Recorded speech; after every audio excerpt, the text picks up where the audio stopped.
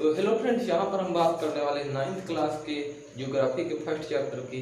इसका पहला पार्ट मैंने बना दिया है, लिंक डिस्क्रिप्शन में है, जाकर उसे देख लीजिए। और यहाँ पर हम पार्ट सेकंड की बात करने वाले हैं। तो हमने वहाँ पर जो छोड़ा था वो कहाँ तक छोड़ा था, वो यहाँ तक छोड़ा था कि पूर्व में बंगाल की खाड़ी है और पश्चिम में जो है अरब सागर है।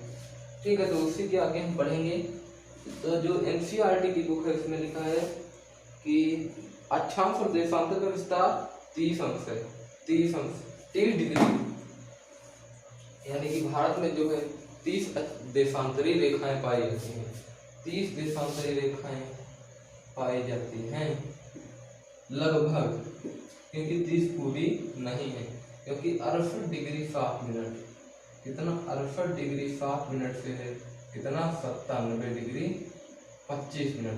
अब जब ये होता 98 डिग्री 7 मिनट तब जाकर पूरी 30 देशांतरी रेखाएं होती। ठीक है, लेकिन यहाँ पर कुछ कम है। तो 30 देशांतरी रेखाओं का विस्तार है। देशांतरी रेखाएं जैसे ये हैं पूर्व से पश्चिम की ओर होती हैं। जैसे यहाँ पर सूर्योदय कितने बजे हुआ, 5:36 पर हुआ। ठीक है, तो जो अगली देशांतर रेखा में सूर्योदय होगा वो कितने बजे होगा, 5:40 पर।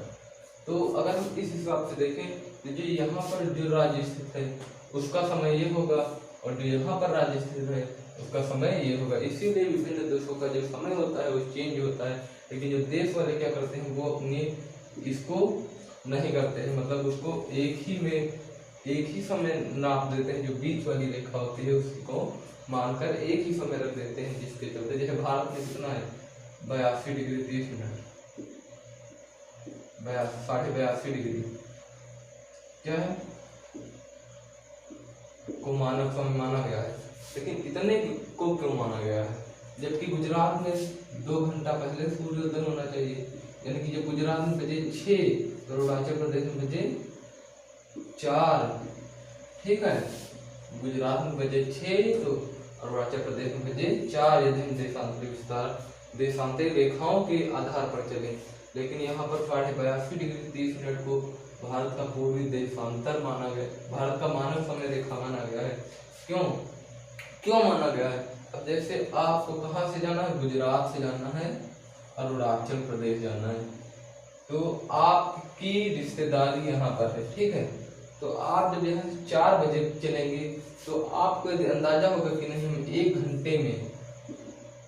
घंटे में यहाँ पर पहुँच जाएंगे, तो आप उन्हें फोन कर देंगे कि हम 5 बजे यहाँ पर आ जाएंगे। लेकिन जब आपके यहाँ 4 बजा है तो यहाँ कितना बजा है, 6 बजा होगा। लेकिन यहाँ पर 4 बजा है, यहाँ पर 6 बजा है, जब ये यहाँ पर आ जाएंगे, ये 4 बजे आएंगे, यानी कि 2 घंटा पहले ही आ जाएंगे, तो चले जाएंगे। बोलेंगे हम नहीं आने वाले तो चले जाएंगे। तो इस तरह क्या होता है, बहुत सारी मुश्किलें खड़ी हो जाएंगी, क्योंकि जो पढ़े लिखे लोग हैं वो तो जान जाएंगे कि यहाँ से यहाँ तक देशांतर विस्तार, लेकिन भारत में बहुत कम ही लोग इतना ज़्यादा उन्हें जानकारी होती है। तो इसीलिए भारत के लोग किसी प्रकार की भी मुश्किल ना आने पाए, इसीलिए 82.5 डिग्री को मानक समय रेखा मान लिया गया है। ठीक है, तो आगे देखते हैं।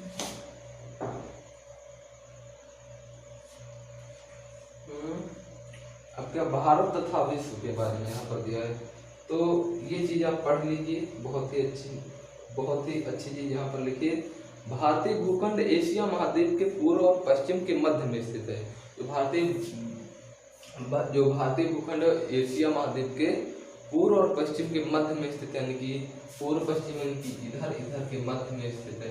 ठीक है, मध्य में स्थित है। भारतीय भूभाग एशिया महाद्वीप का दक्षिणी विस्तार है। ठीक है, फिर हिंद महासागर जो कि पश्चिमी यूरोपीय देशों और पूर्वी एशियाई देशों को मिलाता है, भारत को केंद्रीय स्थिति प्रदान करता है। यानी कि पूर्व के देश और पश्चिम के देशों को, पूर्व के देश और पश्चिम के देशों को मिलाता है। जो भारत है, जो हिंद महासागर है, भारत को केंद्रीय स्थिति प्रदान करता है।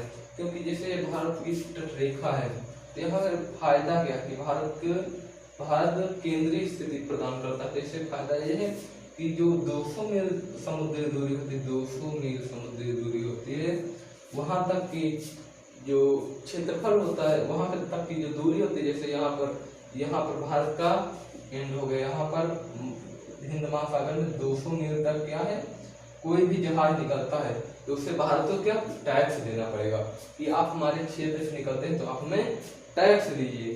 जो भारत का टैक्स देते हैं, जो पूर्व से पश्चिम में जो व्यापार होता है तो इसमें भारत को बहुत ज्यादा लाभ होता है। और इसके अलावा कि जो यहाँ से हवाएं चलती हैं, यहाँ भारत के उत्तर में जो हिमालय है, नवीनतम वलित पर्वत जिसको हम बोलते हैं नवीनतम, ये बहुत पुरानी बात है लेकिन हम इसको नवीनतम वलित पर्वतों में ही रखते हैं क्योंकि इसके बाद बहुत ही कम पर्वत वलित हुए हैं। वलित यानी कि पहले यहाँ पर कुछ नहीं, ठीक है, यहाँ पर कुछ नहीं, अचानक यहाँ से पर्वत निकल आया। अचानक क्या, प्लेटों के टकराव के कारण निकलता है।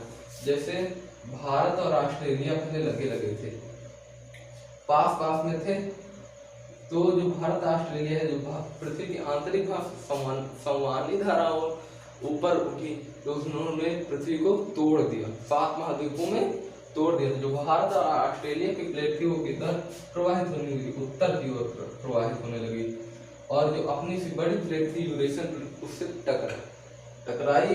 तो यहाँ पर जो तेथिस सागर था, पहले यहाँ पर जो हिमालय, यहाँ पर तेथिस सागर हुआ करता था।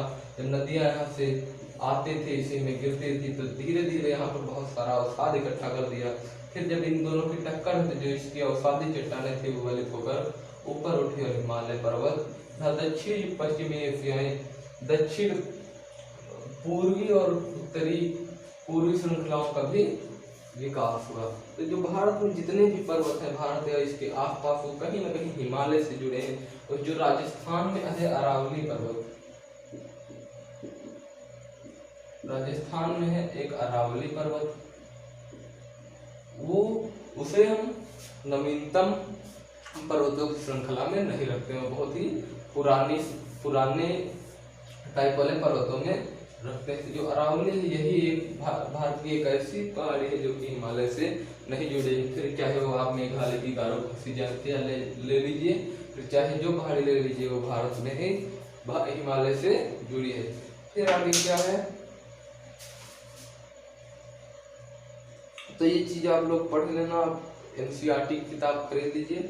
यहाँ पर लिखा है सन 1869 ईस्वी में सुएज नहर के खुलने से भारत और यूरोप के बीच दूरी 700 किलोमीटर कम हो गई। भारत और यूरोप के बीच दूरी कितनी थी, 7000 किलोमीटर, 7000 किलोमीटर कम हो गई। 7000, जो सुएज नहर है लाल सागर को भूमध्य सागर में जोड़ती है। ये 1769 ईस्वी में खुली थी, लेकिन जो इसकी खुदाई चालू हुई थी वो इससे 10 साल पहले चालू हुई थी। कितने में, 1859 ईस्वी में इसकी खुदाई चालू हुई थी। एक फ्रांसीसी ठेकेदार था, उनका नाम मुझे नहीं याद है क्या था, चलिए अभी बाद में बताता हूँ, ठीक है। तो उन्होंने ही ये नहर अपनी ठेकेदारी में खुदवाई थी। तो इसके जो स्वामित्व है, इस पर बहुत सारा झगड़ा चला है, लेकिन हम उसको हम छोड़ दे रहे हैं। देखिए जो 1869 है, कितना, 1869, अब इसमें से आप 100 साल घटा दीजिए, कितना, 100 साल बचा, कितना, 1769। जो 1769 ईस्वी में, इससे आगे चीज याद कर लीजिए कि यहाँ पर नेपोलियन का जन्म 1769 ईस्वी में हुआ था। कहाँ पर हुआ था, रोम सागर का एक द्वीप है कोर्सिका, रोम सागर के द्वीप कोर्सिका है, और उसकी राजधानी जो है आजाक्सियो, वहीं पर उसका जन्म हुआ। तो चाहे तो आप याद कर लीजिए और चाहे तो ना याद कीजिए, ठीक है। तो आप भारत की इसी महत्वपूर्ण महासागर इसके नाम पर रखा गया, जो हिंद महासागर है। अब यहाँ पर हम नीचे देखिए विश्व के 7 बड़े देशों के बारे में दिया गया, ठीक है। चलिए इधर ही देख लेते हैं थोड़ा।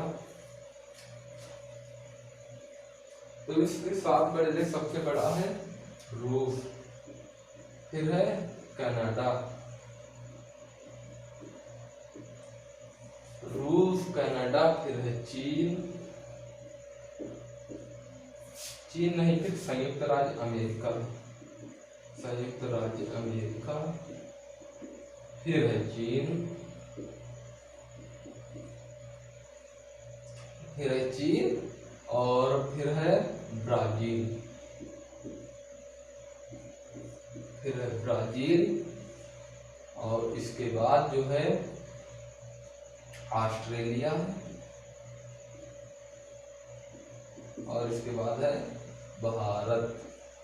तो ये हैं 7 बड़े देश, रूस, कनाडा, संयुक्त राज्य अमेरिका, चीन, ब्राजील और ब्राजील और ऑस्ट्रेलिया। फिर 7वें नंबर पर भारत। क्षेत्रफल की दृष्टि से भारत का स्थान 7वां है। जनसंख्या के स्थान दृष्टि से दूसरा, पहला चीन का है और क्षेत्रफल में पहला रूस का है। रूस एक बहुत बड़ा साम्राज्य है, रूसी साम्राज्य बहुत बड़ा साम्राज्य है। यहाँ पर चीन के बाद वहाँ पर पड़ता है रूसी साम्राज्य। तो चीन भी बहुत बड़ा है जो कि भारत के यहाँ पर पड़ता है। ठीक है, तो यहाँ पर टॉपिक सभी हो गए हैं।